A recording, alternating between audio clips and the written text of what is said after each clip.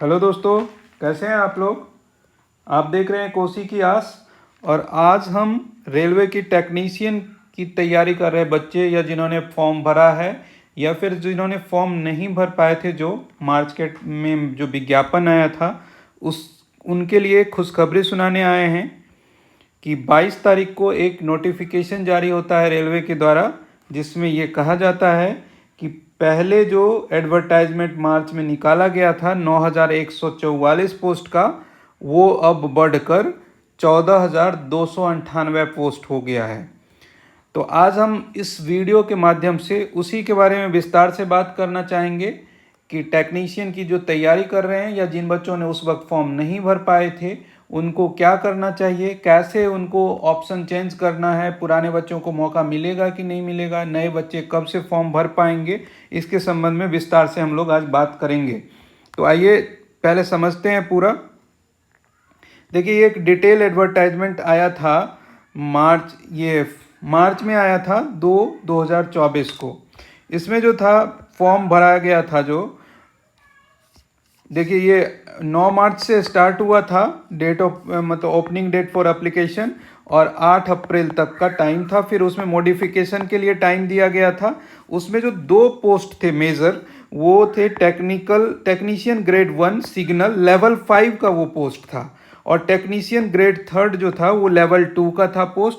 तो technician grade 1 signal जो था उसमें टोटल वैकेंसियां जो थी वो 1,092, और टेक्नीशियन ग्रेड 3 की जो वैकेंसी थी 8,052। इस तरह से टोटल वैकेंसी जो था 9,144।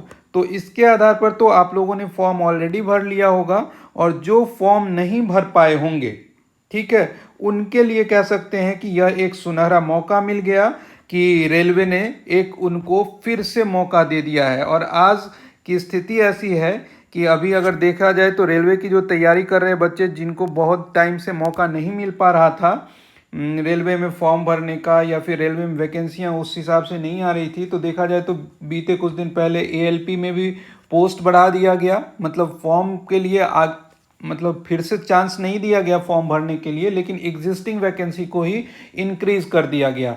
तो इस तरह से आप सोच सकते हैं कि आपका कट ऑफ सीधा सीधा कम हो जाएगा उसमें, क्योंकि जितने बच्चों ने वो ऑलरेडी फॉर्म भर लिया था, उसके बाद अगर पोस्ट बढ़ता है तो दूसरे बच्चे तो आ नहीं रहे हैं, तो स्कोर मतलब कम कट ऑफ में आपका चांसेस बढ़ गया उस तरह से।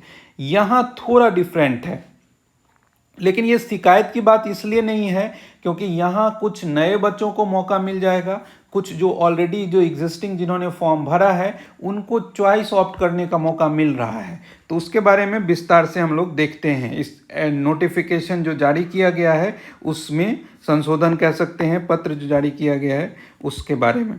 तो देखिए, पहले क्या था, वही जो हम अभी विज्ञापन दिखा रहे थे 2024 रेलवे रिक्रूटमेंट बोर्ड जो था, ministry of railway government of India का सेंट्रलाइज एम्प्लॉयमेंट नोटिस नंबर 2024, उसमें जो रिक्रूटमेंट था वो 9,144 पोस्ट के लिए निकला था।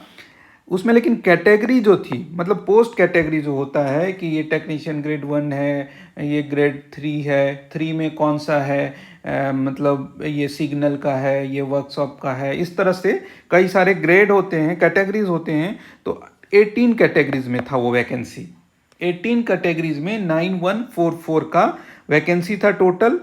अब क्या किया गया है इस मॉडिफिकेशन में, ये नए जो नोटिस आए हैं इसमें 22 कैटेगरी को और ऐड कर दिया गया है। मतलब 18 पहले था, 22 ऐड कर दिया गया, तो इस तरह से कैटेगरी ही हमारा बढ़ गया।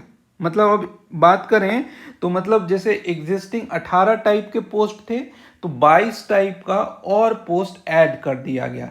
जिस हिसाब से अगर देखा जाए तो टोटल 40 कैटेगरी हो गए।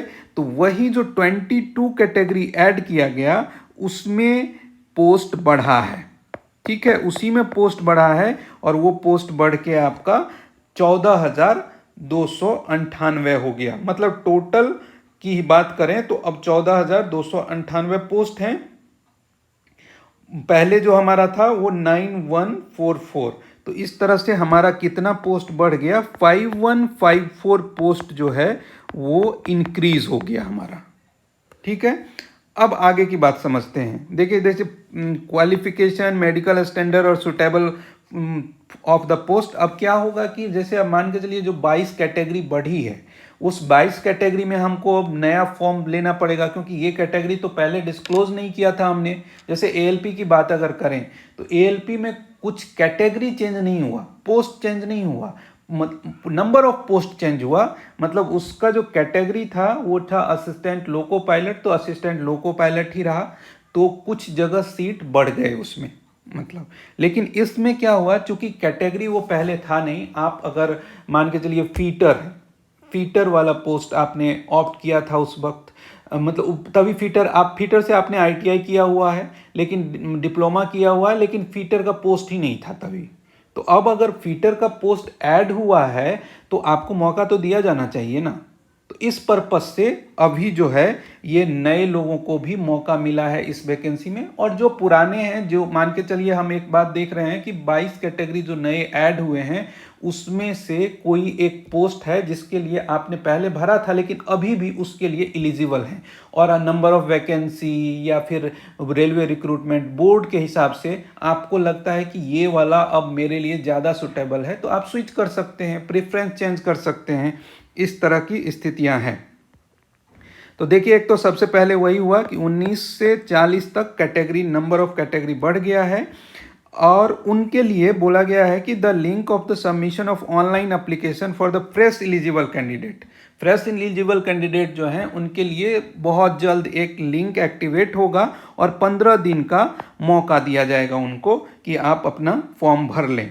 एग्जिस्टिंग कैंडिडेट के लिए भी एक मौका है कि change their option of RRB along with preference of zonal railway. मतलब आप क्या कर सकते हैं, प्रेफरेंस चेंज कर सकते हैं कि जोनल रेलवे के हिसाब से भी वर्कशॉप है, PSU within the opted RRB as well as preference of various category. आप उस कैटेगरी के हिसाब से भी कर सकते हैं, और आपके लिए भी वही सेम चीज़ कि एक लिंक एक्टिवेट होगा एग्जिस्टिंग एलिजिबल कैंडिडेट के लिए, और वो बहुत जल्द होगा और 15 दिन का मौका आपको भी मिलेगा।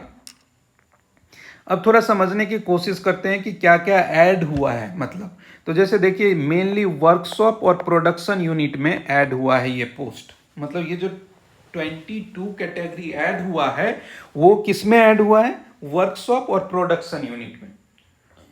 और ये जो सारे पोस्ट हैं वो टेक्नीशियन ग्रेड 3 के पोस्ट ऐड हुए हैं। तो जैसे देखिए, टेलीकम्युनिकेशन ऐड हुआ है, मतलब टेक्नीशियन ग्रेड 3 में, कारपेंटर मैकेनिकल ऐड हुआ है, डीजल इलेक्ट्रिकल वर्कशॉप ऐड हुआ है, इलेक्ट्रिकल ऐड हुआ है, electrical power train lighting workshop इस तरह का ऐड हुआ है।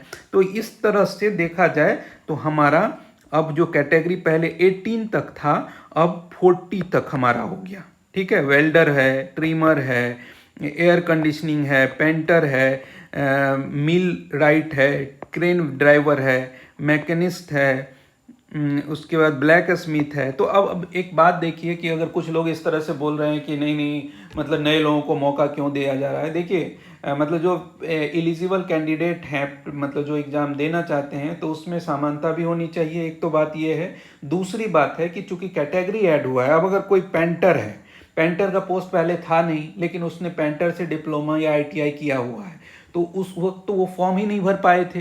और अब जब पोस्ट निकला है तो पेंटर में जिसने डिप्लोमा या फिर आईटीआई किया है उसको तो मौका दिया जाना चाहिए ना। तो इस पर्पज से दिया गया है। तो वो एक फालतू की बातें हैं, अगर कोई कह रहा है इस तरह से तो उसमें नहीं पढ़ना है। अब देखना है क्या, जैसे जोन वाइज क्या इफेक्ट हुआ है, तो जोन वाइज में हमको देखना है। देखिए, अगर जो एग्जिस्टिंग कैंडिडेट हैं उनके लिए इंपॉर्टेंट है कि जोन वाइज, और जो नए बन रहे हैं तो वो तो सीधा देख लेंगे कि टोटल वैकेंसियां कहाँ हैं, उनका प्रेफरेंस कहाँ होना चाहिए। तो प्रेफरेंस में 2-3 चीज़ देखा जाता है। देखिए, एक तो क्या होता है कि फर्स्ट टाइम अगर आपकी नौकरी नहीं हुई है तो आप देखेंगे क्या, जो कि हमको कहीं भी नौकरी मिल जाए।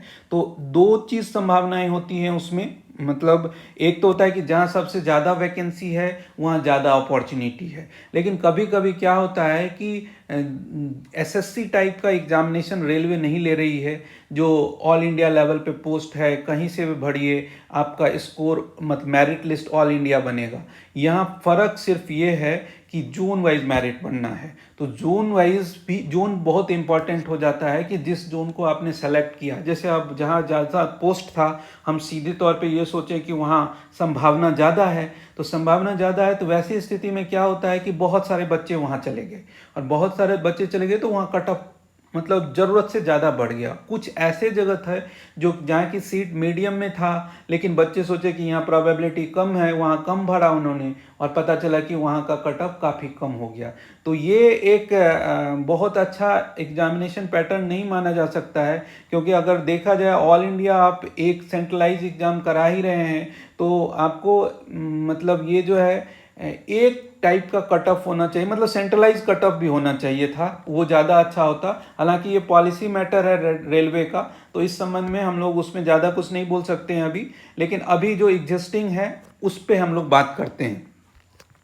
तो देखिए अहमदाबाद की जैसे हम बात करते हैं, तो अहमदाबाद में अगर देखा जाए तो टोटल जो वैकेंसी थी पहले टोटल वैकेंसी 761 थी, 254 वैकेंसी ऐड हुई है। मतलब ये जो इतना सारा कैटेगरी है, जैसे देखिए 22, 23, 30, 34, 30, 40 और 36 का कैटेगरी ऐड हुआ है, और ये हमारा वैकेंसी बन के 254 ऐड हुआ है, तो 1015 अब टोटल वैकेंसी हो गया हमारा अहमदाबाद में।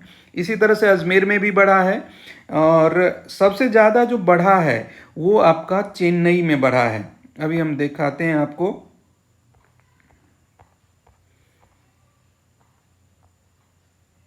ठीक है, एक मिनट। देखिए ये चेन्नई में जो है वो 833 था टोटल पोस्ट पहले, अभी जो बढ़ के हुआ है वहाँ 1883 पोस्ट इंक्रीज हो गया। जिस हिसाब से अगर देखा जाए तो 2716 पोस्ट हो गया। लेकिन समझने वाली बात है कि हम सीधे तौर पे नहीं भाग जाएंगे, मतलब जैसे पुराने जिसने भरा है वो देख लेगा कि अरे चेन्नई में तो पहले कम था, अब अचानक से 3000 पोस्ट हो गया। समझना ये है उसमें कि 3000 पोस्ट जो मतलब ऐड जो हुआ है 1800 पोस्ट, उसमें 844 पोस्ट जो है एक पर्टिकुलर वेल्डर का पोस्ट हुआ है, मैकेनिकल वेल्डर का पोस्ट हुआ है। तो आप अपने कैटेगरी को चुनिए कि आपका आईटीआई या आपका डिप्लोमा किस स्ट्रीम में है, किस सब्जेक्ट में है। अगर आपसे फिट बैठता है तब आप डिसीजन लेंगे चेंज करने का, अदरवाइज भीड़ का हिस्सा नहीं बनना है। आपको यह समझना है कि आपके कैटेगरी में क्या इंपैक्ट हो रहा है, और अगर आपके कैटेगरी में इंपैक्ट हो रहा है कि आपने अगर मान के चलिए अजमेर में भरा है, अजमेर में आप जिस कैटेगरी के लिए ऑप्ट किए हैं उस कैटेगरी में अगर 200 पोस्ट है, लेकिन पता चल रहा है कि मालदा में उसके लिए 400 पोस्ट हो गया है उसी सेम कैटेगरी में, तो आपको सोचना पड़ेगा। तब आप प्रेफरेंस चेंज करना चाहें तो चेंज कर सकते हैं। तो यहाँ इसमें एकदम से भीड़ का हिस्सा नहीं, टोटल पोस्ट को देख के नहीं जाएंगे, अपने कैटेगरी का टोटल पोस्ट देखेंगे कि आप किस कैटेगरी के लिए एलिजिबल हैं, उस कैटेगरी में क्या इम्पैक्ट हुआ है, उस कैटेगरी के हिसाब से हम डिसीजन लेंगे। तो हमारा बस यही कहना है कि आप ये जो चेंजेस हुआ है फिजूल की बातों में नहीं उलझना है। आप ये जो डिटेल है सुधार वाला जो जारी किया गया है नोटिफिकेशन, इस नोटिफिकेशन के हिसाब से ऑलरेडी जहां आपने प्रेफरेंस बना है उसको देख लीजिए, और उसके बाद देखिए कि उसमें पोस्ट में चेंज क्या हुआ है। उसमें अगर चेंज हुआ है, मेजर चेंज हुआ है, अगर माइनर चेंज हुआ है, तो मैं तो यही सलाह दूंगा कि ये प्रेफरेंस सब बहुत इम्पैक्ट नहीं रखता है कि कौन से राज्य से भरा आपने, कौन से स्टेट से बना है। फर्क पड़ता है लेकिन इतना भी ज़्यादा नहीं, और वो एक एजम्पशन वाली बात है कि हम ये सोच रहे हैं कि वहाँ बच्चा ज़्यादा चला जाएगा, यहाँ बच्चा कम जाएगा। हो सकता है ना जाए, हो सकता है कोई और बोर्ड ऑप्ट कर ले। तो इस तरह से हमारा ज़्यादा फोकस जो है वो पढ़ने पर होना चाहिए, प्रिपरेशन पे होना चाहिए, कि हम इस लेवल पे चले जाएं कि आज परीक्षा हो, कल परीक्षा हो या एक महीने बाद परीक्षा हो, हमारा स्कोर इतना रहे कि हम किसी भी जोन से भरें, हमारा वो सिलेक्शन हो जाए। नए बच्चों के लिए मैं यही बोलूँगा कि जो मॉडिफिकेशन था करना है जिनको, उनके लिए मैंने ये बोला कि पहले का आप प्रेफरेंस देखिए और अब चेंजेस देखिए कि आपके कैटेगरी में क्या चेंज हुआ। लेकिन जो पहली बार भर रहे हैं उनके लिए मैं ये बोल रहा हूँ कि अगर आपने पिछले हिसाब से नहीं भरा था, पिछले में कोई आप एलिजिबल थे और आप नहीं भर पाए, तो आपके लिए भी वो मौका है कि आप 9,000 वाले पोस्ट में भी कोई जा सकते हैं, या बाद में जो ऐड हुआ है 5,000 उसमें से भी। तो आप देख लीजिए कि आपके कैटेगरी का कहाँ बेटर ऑप्शन बन रहा है, उस हिसाब से आप फॉर्म भरिए, तैयारी करिए और एकदम से जी जान से लग जाइए। अभी जैसे देखे, मतलब जैसे मैं फिर से ये डिटेल वाला खोलता हूँ और उसके हिसाब से मैं बता रहा हूँ कि ये जो पोस्ट है, देखिए अब वो कैटेगरी तो अलग है लेकिन पोस्ट तो दो ही है। मतलब जो एक ग्रेड 1 सिग्नल है लेवल 5 का, और ग्रेड 3 जो है लेवल 2 का पोस्ट है। लेकिन मैं आपको स्पष्ट करूं कि अगर आप लोग गवर्नमेंट सेक्टर की तैयारी कर रहे हैं तो एक और खुशखबरी आई है, कल की ही है, कि अब जो न्यू पेंशन स्कीम था उसको यूनिफाइड पेंशन स्कीम के रूप में ऑप्ट करने का एक मौका दिया जा रहा है। मतलब ऑलमोस्ट, मतलब पूरी तरह से नहीं कह सकते हैं, लेकिन ये एक तरह से कह सकते हैं गारंटेड पेंशन है, पुराने के तरह ही। कुछ सुविधाएं कम हुई हैं, लेकिन एनपीएस के रिस्पेक्ट में काफ़ी मॉडिफिकेशन हो गया है। गवर्नमेंट सेक्टर की जो तैयारी लोग करते हैं उनका जैसे ध्येय होता है एक सिक्योरिटी वाला, सोशल सिक्योरिटी भी बोल सकते हैं, कि रिटायरमेंट के बाद भी हमको कुछ इस तरह का पेंशन मिले ताकि हम अपने लाइफ, बचे हुए लाइफ को हम अच्छे से जी सकें। अगर इस तरह का सोच रखते हैं, गवर्नमेंट सेक्टर का प्रिपरेशन कर रहे हैं, तो जी जान से लग जाइए।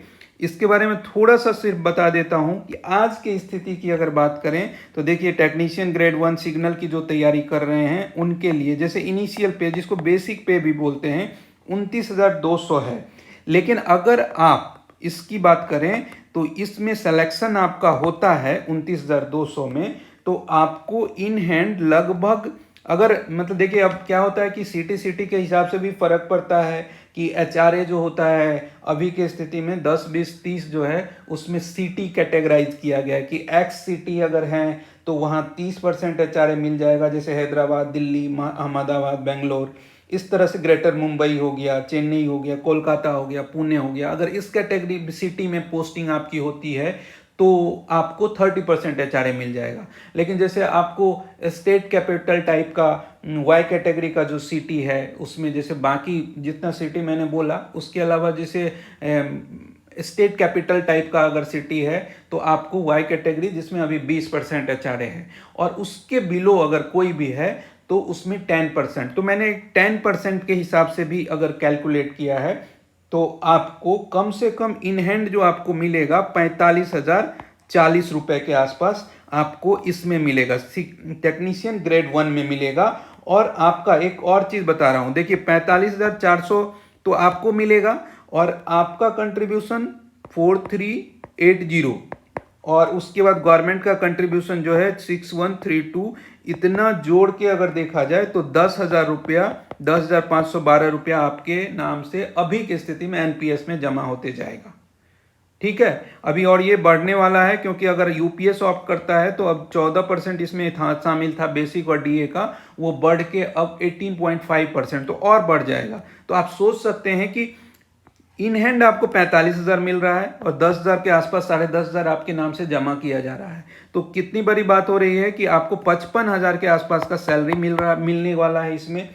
ये जो सेकेंड पोस्ट जो है टेक्नीशियन ग्रेड 2 लेवल 2, इसमें 19,900 जो दिख रहा है वैकेंट, मतलब इसमें अगर इसका भी मैं बोल रहा हूँ कि अगर 10% एचआरए के हिसाब से ही भी कैलकुलेट करूँ तो इसमें भी आपको इन हैंड जो है 30,205 नेट की बात कर रहा हूं मैं, ये भी नेट सैलरी है जो हम बोल रहे हैं 10% एचआरए के हिसाब से जो आपको आपके खाते में क्रेडिट होगा, इसमें मैं बोल रहा हूं कि 30,205 आपको मिलेगा, और आपके नाम से अभी की स्थिति में 7,164 रुपये जमा हो जाएगा एनपीएस में।